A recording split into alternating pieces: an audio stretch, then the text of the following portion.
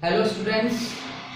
आज हम BSc first year की जो फिजिकल केमिस्ट्री थर्ड बुक आज स्टार्ट कर रहे हैं। और थर्ड बुक में भी जो हमारा सबसे पहला टॉपिक है गैसियस स्टेट। गैसियस स्टेट के अंदर हम पढ़ेंगे कि कैसे जो गैस के लॉज हैं, गैसों का अनुगति सिद्धांत है। तो इसमें जो गैसों के लॉज और जो आदर्श गैस समीकरण है, आदर्श गैस समीकरण के समाकलित समीकरण, अवकलित समीकरण, तो इस तरीके से जो समीकरण है ये हमारे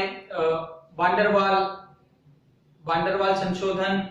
तो इस तरीके से जो टॉपिक्स हैं ये इंपॉर्टेंट बनते हैं। इसमें तीन जो टॉपिक हैं मोस्टली, तो उसमें से जो हमारा पहला टॉपिक है आदर्श गैस समीकरण, तो उसके बारे में हम स्टडी कर रहे हैं।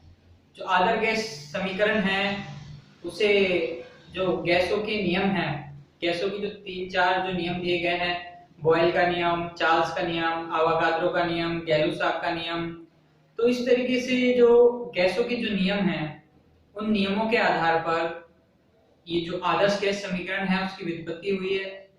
और आदर्श गैस समीकरण से फिर आगे जाके हम बात करें, फिर वांडरवाल्स ने इसने आदर्श गैस समीकरण में संशोधन किया क्योंकि कोई भी गैस आदर्श गैस नहीं है।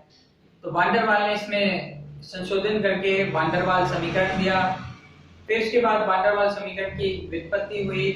फिर व्युत्पत्ति के बाद वांडरवाल समीकरण के जो बात करें अनुप्रयोग आए। तो इस तरीके से फिर गैसों का अनुगति सिद्धांत आया जो डाल्टन द्वारा दिया गया था।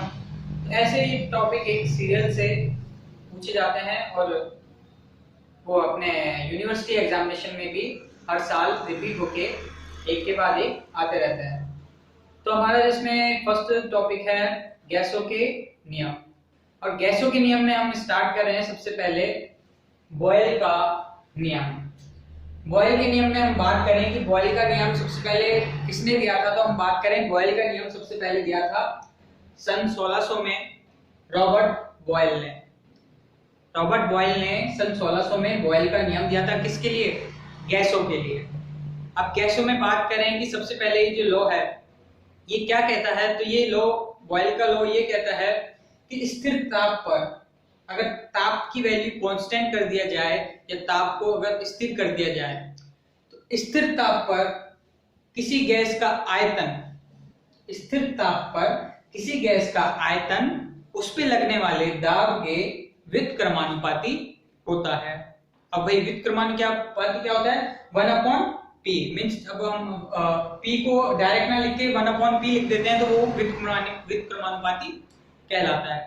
तो इस तरीके से हम बात करें, जो बॉयल का नियम है मैं एक और बार रिपीट कर देता हूं कि स्थिर ताप पर किसी गैस का आयतन उस पे लगने वाले दाब के व्युत्क्रमानुपाती होता है। फिर आगे चल के V प्रोपोर्शनल 1/P को अगर हम इक्वल करते हैं तो एक कांस्टेंट K आता है जो गैस नियतांक है।